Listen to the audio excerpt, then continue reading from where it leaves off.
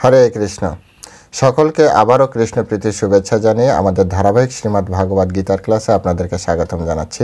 আজ আমরা ষষ্ঠ অধ্যায়ের অন্তর্গত 11 এবং 12 নম্বর শ্লোক নিয়ে আলোচনা করব। সকলের সাথে থাকবেন। আজ থেকে এই অধ্যায় ধ্যান যোগের মূল ধ্যান প্রসেস শুরু হচ্ছে। যদি আপনি সাধনায় সিদ্ধি লাভ করতে চান, ধ্যানে আগে বাড়তে চান, তাহলে এখন পরমেশ্বর ভগবান শ্রীকৃষ্ণ ধ্যানের সম্বন্ধে মূল তত্ত্ব প্রদান করছে। তাই অবশ্যই পুরো ভিডিও দেখবেন। জীবনে যদি ধ্যানের মাধ্যমে সিদ্ধি লাভ করতে চান, আপনার সিদ্ধি লাভ করা মানে আপনি যা ইচ্ছা তাই পাবেন। হ্যাঁ, তো সেটি যদি পেতে চান তাহলে পুরো ভিডিও দেখবেন। শুরুতে ছোট্ট একটা অনুরোধ করি, যদি চ্যানেলে প্রথম হয়ে থাকেন অবশ্যই চ্যানেলটি সাবস্ক্রাইব করবেন এবং আপনার আত্মীয় স্বজন বন্ধু বান্ধব প্রত্যেকের কাছে এই ভিডিওগুলি শেয়ার করবেন। আমি চাই যে এই ভিডিও মাধ্যমে মানুষের পারমার্থিক কল্যাণ সাধিত হোক, কারণ এই ভিডিওটি বিভিন্ন শাস্ত্র এবং গুরু পরম্পরার মাধ্যমে আপনাদেরকে জানানো হচ্ছে এবং অ্যাজ ইট ইজ বা যথাযথ রূপেই আপনাদের কাছে উপস্থাপন করা হচ্ছে। তাই এটা আমার বিশেষ অনুরোধ যে আপনারা আপনাদের আত্মীয় স্বজন বন্ধু বান্ধবের যারা যেখানে আছে দেশে বিদেশে সকলের কাছে ভিডিওগুলি শেয়ার করুন। তো চলুন শুরু করি। নম ওম বিষ্ণুপাদায় কৃষ্ণ প্রেষ্ঠায় ভূতলে শ্রীমতে ভক্তি বেদান্ত স্বামিনীতি নামিনে নমস্তে সারস্বতী দেবে গৌরবাণী প্রচারিণে নির্বিশেষ শূন্যবাদী পাশ্চাত্য দেশতারিণে বাঞ্ছা কল্পতরুর্ভশ্চ কৃপা সিন্ধু ব্যবচ পতিতানাং পাবনেভ্য বৈষ্ণবেভ্যো নমো নমঃ। জয় অনন্ত কোটি বৈষ্ণববৃন্দ কি জয়, শিল প্রভুপাদ কি জয়, নিতাই গৌর সীতানাথ প্রীতি প্রেমানন্দে হরি বল। হরে কৃষ্ণ। শ্রীমদ্ ভাগবত গীতা শ্রবণকারী ভক্তবৃন্দ কি জয়, নিতাই। হরে কৃষ্ণ। ওম নমো ভগবতে বাসুদেবায়। ওম নমো ভগবতে বাসুদেবায়। ওম নমো ভগবতে বাসুদেবায়। শ্রীমদ্ ভাগবত গীতা ষষ্ঠ অধ্যায় ধ্যান যোগ শ্লোক নম্বর 11-12। শুচৌ দেশে প্রতিষ্ঠাপ্য স্থিরমানসবাত্মনঃ না তু শ্রিতম না তু নীচম চ্বৈলাজিন কুশত্বরাম ত্বত্বৈকাগ্রম মনঃ কৃত্বা যতো চিত্তেন্দ্রিয়ক্রিয়ান উপাবিশ্যাস্বনে যুঞ্জাত যোগমাত্মবিশুদ্ধয়ে। শুচৌ দেশে প্রতিষ্ঠাপ্য স্থির মানসাত্মনা না তু শ্রিতম না তু নীচম চ্বৈলাজিন কুশত্বরাম তত্রৈকাগ্রম মনঃ কৃত্বা যত্ব চিত্তেন্দ্রিয়ক্রিয়া উপাবিশ্বাস্বনে যুঞ্জাত যোগম আত্মবিশুদ্ধয়ে। হরে কৃষ্ণ। তা এখন আমরা এই সংস্কৃত শ্লোকের উপরে শিল প্রভুপাদ যে বাংলা ভাষানুবাদ দিয়েছে সেই ভাষানুবাদ আমরা শ্রবণ করব। অনুবাদ: যোগ অভ্যাসের নিয়ম এই যে কুশ আসনের উপর মৃগচর্মের আসন, তার উপরে বস্ত্রাসন রেখে অত্যন্ত উঁচু বা অত্যন্ত নিচু না করে সেই আসন পবিত্র স্থানে স্থাপন করে তাতে আসীন হবেন। সেখানে উপবিষ্ট হয়ে চিত্ত, ইন্দ্রিয় ও ক্রিয়াকে নিয়ন্ত্রিত করে চিত্ত শুদ্ধির জন্য মনকে একাগ্র করে যোগ অভ্যাস করবেন। আমি আরেকবার পড়ছি। যোগ অভ্যাসের নিয়ম এই যে কুশাসনের উপর মৃগচর্মের আসন, তার উপরে বস্ত্রাসন রেখে অত্যন্ত উঁচু বা অত্যন্ত নিচু না করে সেই আসন পবিত্র স্থানে স্থাপন করে তাতে আসীন হবেন। সেখানে উপস্থিত হয়ে চিত্ত, ইন্দ্রিয় ও ক্রিয়াকে নিয়ন্ত্রিত করে চিত্ত শুদ্ধির জন্য মনকে একাগ্র করে যোগ অভ্যাস করবেন। হরে কৃষ্ণ। জয় শিল প্রভুপাদ কি জয়। তো এখন শিল প্রভুপাদ কর্তৃক এই সংস্কৃত শ্লোকের উপরে যে তাৎপর্য দেওয়া হয়েছে সেই তাৎপর্যের আলোকে আমরা এই শ্লোকটি হৃদয়ঙ্গম করার চেষ্টা করব এবং কিভাবে আমরা যোগ অভ্যাস করব এটা আমরা আজ শিখব। দেখুন, কৃষ্ণকে কিন্তু যোগেশ্বর বলা হয়। তাই যোগ সম্পর্কে আপনি যার কাছ থেকে শিখছেন শিখুন, তাতে কোনো আপত্তি নেই, কিন্তু কৃষ্ণকে বাদ দিয়ে যদি কৃষ্ণের তত্ত্বের বাইরে যেয়ে যদি আপনি যোগ অভ্যাস করেন তাহলে নিশ্চিত কিন্তু ফেল করবেন। তাই কৃষ্ণের কাছ থেকে যোগ অভ্যাস শিখলে সেই যোগ অভ্যাস অতি অল্প সময় আপনার জীবনে সিদ্ধি দিবে। আর সিদ্ধি, যোগ সাধনায় যদি সিদ্ধি হয় তাহলে আপনি যা ইচ্ছা এক তুড়িতে আপনি তাই করতে পারবেন, যা চান তাই আপনি করতে পারবেন। তাই এটি অত্যন্ত মনোযোগ দিয়ে কথাগুলি শ্রবণ করুন। এখানে প্রথমে, এর আগে কৃষ্ণ কিন্তু যোগ অভ্যাসের অর্থাৎ ষষ্ঠ অধ্যায়ের শ্রীমদ্ ভাগবত গীতার ষষ্ঠ অধ্যায়ের 1 থেকে 10 নম্বর পর্যন্ত যোগ করার জন্য তার পূর্ব প্রস্তুত করা হয়েছে। হঠাৎ করে কিন্তু বলা হচ্ছে না যে আসুন আমি একটা সেন্টার খুলেছি এখানে যোগ অভ্যাস করানো শেখানো হচ্ছে। এটা কিন্তু ডাহা একটা কি বলা যায়, মানে মিথ্যা কথা হবে। এভাবে হয় না, ধীরে ধীরে ধীরে ধীরে ক্রমান্বয়ে এগুলো গুরুকুলের সিস্টেম অনুযায়ী। তো এখানে কৃষ্ণ ধীরে ধীরে পুরো 10টা শ্লোক অনুযায়ী আমার আপনার মানসিকতা তৈরি করেছে, আমাকে আপনাকে প্রথমে প্রস্তুত করেছে, প্রস্তুত করার পরে এবার আসনে বসাচ্ছে যে এবার তুমি মেডিটেশন করো। তো বলছে কিভাবে, বলছে যে কিভাবে আসনটি তৈরি হবে। বলছে যে প্রথমে একটা কুশা আসন নেবে, আপনি সোফা সেটের উপরে বসে যোগ সাধনা করতে পারবেন না, মানুষকে ঠকাতে পারবেন, মাঝে মাঝে ফু ফা করতে পারবেন, এটা আপনার পার্সোনাল ব্যাপার। কিন্তু এখানে পরমেশ্বর ভগবান বলছেন প্রথমে একটা কুশাসন নেবেন। এই কুশাসনের উপরে একটা মৃগচর্ম, বলবেন প্রভু মৃগচর্ম না নিয়ে যদি আমি ছোট্ট একটা বেডশিট নিই, বেডশিটের কথা আছে, বা অন্য কোনো একটা কাপড় নিই তাও আছে, হ্যাঁ, অন্য যদি কোনো কিছু নেই, যেভাবে নিয়ম আছে প্রিন্সিপালে দেখুন,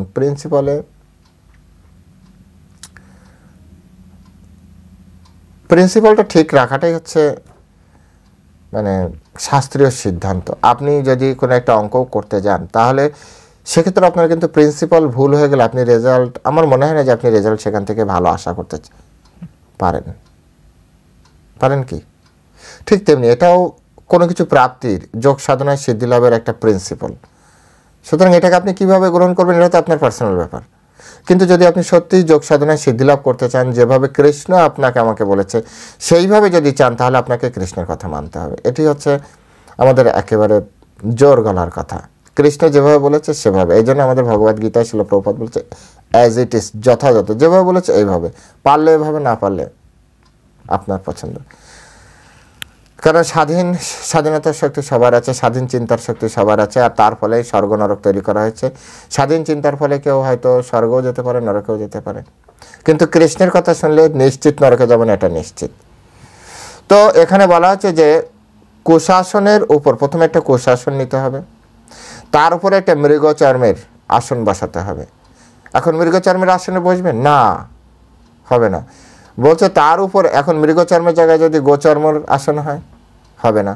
যদি হাতির চর্মের, না আমি অনেক ধনী, হাতির চামড়া দিয়ে আমি একটা আসন তৈরি করবো, হবে না। আপনাকে মৃগের চর্মের আসনে গ্রহণ করতে হবে।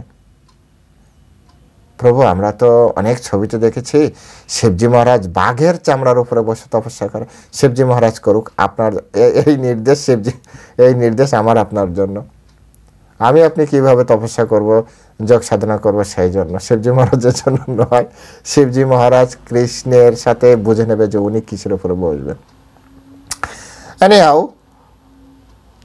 মৃগচর্মের আসন, তার উপরে একটা বস্ত্র, এই বস্ত্রটা খুব সুন্দর পরিষ্কার পবিত্র হতে হবে, বস্ত্রের উপরে বসবেন। এখন এই যে এ দিয়ে যে আপনি আসন তৈরি করেছেন, সেই আসনটা এমনভাবে তৈরি করতে হবে যেটা মাটি থেকে কিছুটা উঁচু হবে। দেখবেন বিভিন্ন ছবিতে আপনি, বা গুরুকুলের যে সকল ছবি আছে দেখবেন যে ঠিক লেভেল মাটি থেকে, হ্যাঁ, একটু উপরে ওনারা বসেন। ধরুন একটা গাছের বেদি, অশ্বত্থ গাছের বেদি করা রয়েছে, তার এরকম জায়গায়, মানে জাস্ট মাটি থেকে কিছুটা উপরে, আবার অনেক উপরে না, হ্যাঁ, এতটা উপরেও না, কিছুটা উপরে থাকবে, অতি উচ্চও না অতি নিচুও না।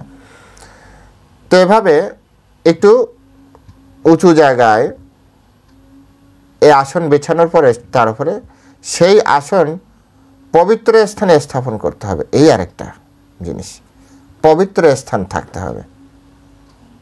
তো ভারতবর্ষে আপনার পবিত্র স্থান বলতে শিল প্রভুপাদ এখানে স্পষ্ট করে একেবারে দৃঢ় পয়েন্ট আউট করেছে, পবিত্র স্থান বলতে তীর্থস্থানকে বোঝায়। ভারতবর্ষে প্রচুর পরিমাণের তীর্থ রয়েছে, প্রচুর পরিমাণের তীর্থ রয়েছে। ভারতবর্ষে প্রায় সমস্ত যোগী ভক্ত গৃহ ত্যাগ করে আপনার প্রয়াগ, মথুরা, বৃন্দাবন, ঋষিকেশ, এই যে মায়াপুর, নবদ্বীপ, হ্যাঁ, হরিদ্বার আদি এই গঙ্গা বা যমুনা তীরবর্তী যে কোনো স্থানে, নির্জন স্থানে বসবাস করে যোগ অনুশীলন করছেন। এটা আমাদের পরম্পরা। ঘরে বসে আপনার যোগ সাধনা হবে না। ঘরে বসে যোগ সাধনা করা মানে হচ্ছে আপনি নিজেকেও ঠকাচ্ছেন, আপনার পরিবারকে ঠকাচ্ছেন, প্রাপ্তি লাস্টে জিরো। হ্যাঁ, কিছুটা সময় আপনি যোগ সাধনার নাম করে আপনার যে আশেপাশে যে পরিবেশে যারা লোকজন আছে, এই যাস না, ডিস্টার্ব করিস না, যোগ সাধনা করছে, ওইটুক শান্তি আপনি থাকতে পারবেন। হয়তো ওই সময় বলতে এই যাও বাজারে যাও, তো যদি আপনি চুপ করে বসে থাকেন, এই এখন কিছু বলিস না তোর বাবাকে, তোর বাবা যোগ সাধনা করছে, এইটুক সময় শান্তি, এই শান্তিটুকু পাবেন। কিন্তু অ্যাকচুয়ালি যোগ সাধনার যে সিদ্ধি, হ্যাঁ, অ্যাকচুয়ালি যে প্রাপ্তি হওয়ার কথা, সেটা কিন্তু এখানে প্রাপ্তি হওয়ার কোনো চান্স নেই। আবার এই কথা শুনে অনেকে বিভিন্ন কমেন্ট করতে পারেন। দেখুন, আমি কারো মানে যেভাবে আছে সেভাবে বলছি। পরমেশ্বর ভগবান বলেছে যে পবিত্র স্থান, পবিত্র স্থান মানে আমাদের গৃহ, আমাদের আশেপাশে, বিশেষ করে এখন ফ্ল্যাট যে সিস্টেম, একজন বসে আছে, তার মাথার উপরে টয়লেট থাকতে পারে, তার নিচে টয়লেট থাকতে পারে, পবিত্র স্থান হয়?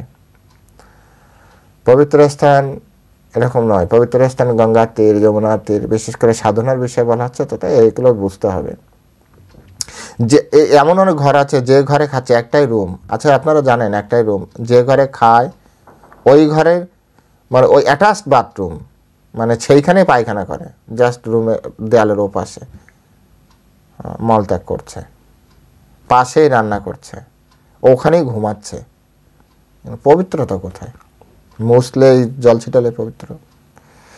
তো যাই হোক, বর্তমান সিচুয়েশন এরকম। এখানে তপস্বীদের কথা বলা হচ্ছে, যারা তপস্যা করতে চায় তারা। তপস্বীরা তো সবসময় চ্যালেঞ্জ নিতে প্রস্তুত, তাই না? তপস্বীরা চ্যালেঞ্জ নিতে প্রস্তুত। তো এখানে তপস্বীদের কথা বলা হচ্ছে, বলা হচ্ছে যে পবিত্র স্থানে ওই আসনটা স্থাপন করতে হবে। তো পবিত্র স্থান বলতে কি কি? আমরা যত তীর্থস্থান আছে, এক কথায় তীর্থস্থান। যেমন এখন কুম্ভ মেলা চলছে, তো কুম্ভ মেলা একটা পবিত্র স্থান, প্রয়াগে, হ্যাঁ, গঙ্গার পাশে প্রয়াগ, যমুনা ওখানে রয়েছে, গঙ্গা রয়েছে, যমুনা রয়েছে, তো ওটা অত্যন্ত তীর্থস্থান। সেজন্য সকল কোটি কোটি মানুষ ওখানে এসেছেন, কোটি কোটি মানুষ ওখানে আসছেন, স্নান করছেন, তপস্যা করছেন।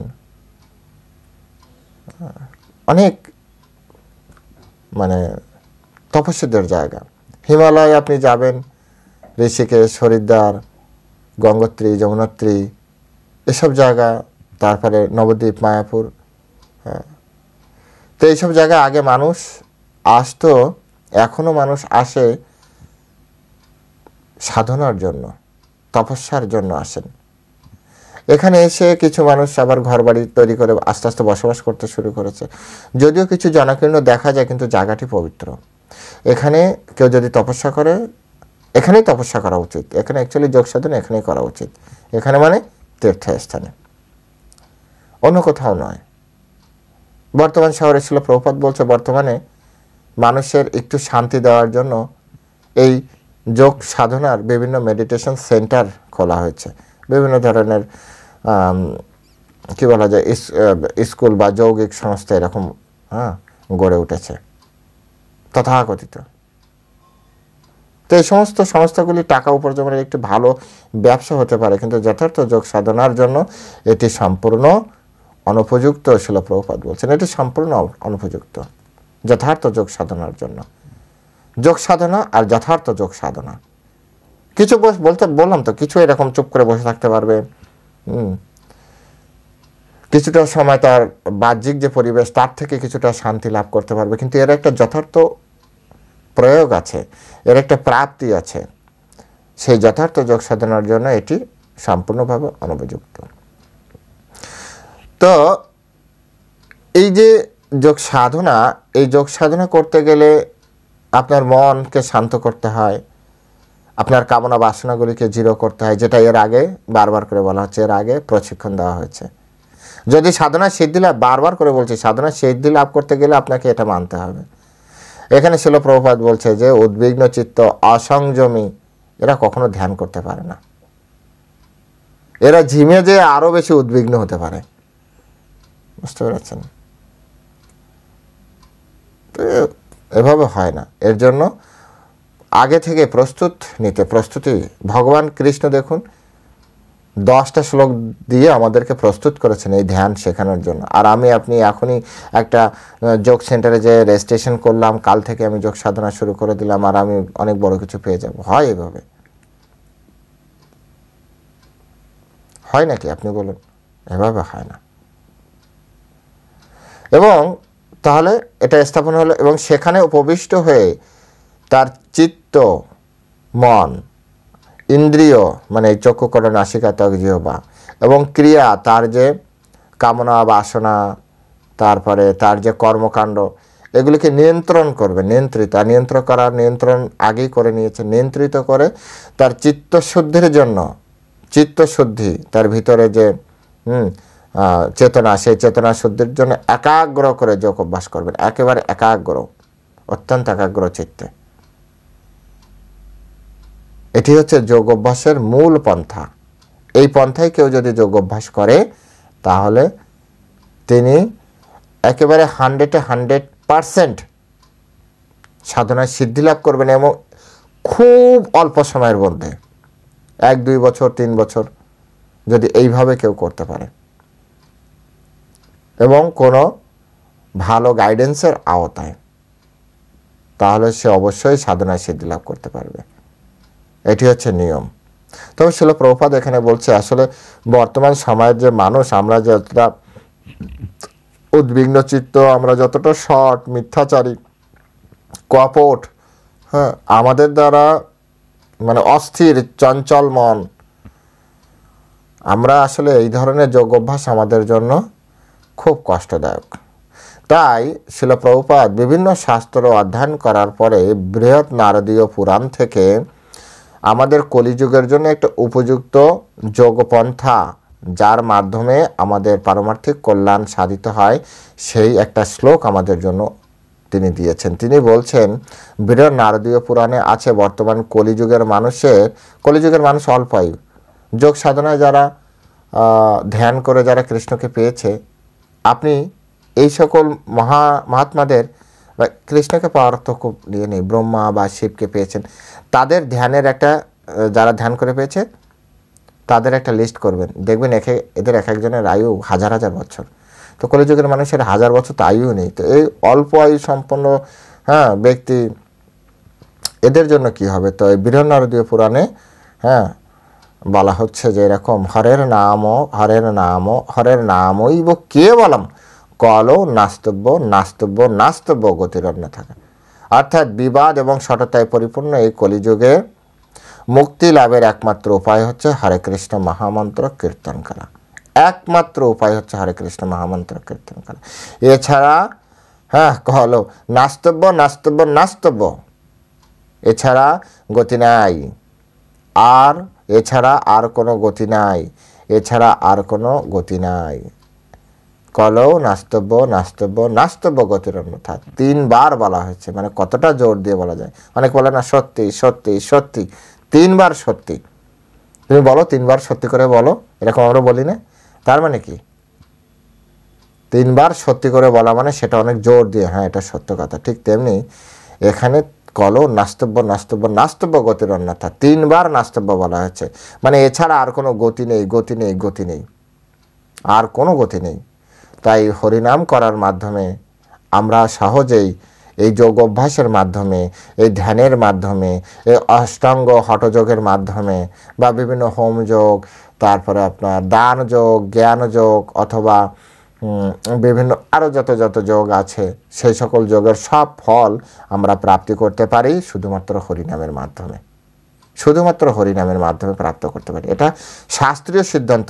এটা আবার আপনারা ভাবেন না আমি আপনাদেরকে বোঝাচ্ছি বা শিল প্রভুপাদ আপনাদেরকে বোঝাচ্ছে। শিল প্রভুপাদ এখানে শাস্ত্রীয় রেফারেন্স দিয়েছে। এটা বৃহৎ নারদীয় পুরাণ আছে, কলিযুগের জন্য একমাত্র যোগ হচ্ছে হরিনাম। আর চৈতন্য মহাপ্রভু এই জন্য হরিনাম সংকীর্তন যজ্ঞের অবতারণা করেছেন, হরিনাম সংকীর্তন যজ্ঞ প্রচলন করেছেন। তিনি প্রবর্তন করেছেন। এই কলির জীব, তোমরা এইভাবে ভগবানের নাম করো, নেচে গিয়ে তোমরা তোমাদের মনকে নিয়ন্ত্রণ করো, নেচে গিয়ে খেয়ে প্রসাদ পেয়ে তোমরা তোমাদের মনকে নিয়ন্ত্রণ করে ভগবানের কাছে, আমার কাছে ফিরে এসো।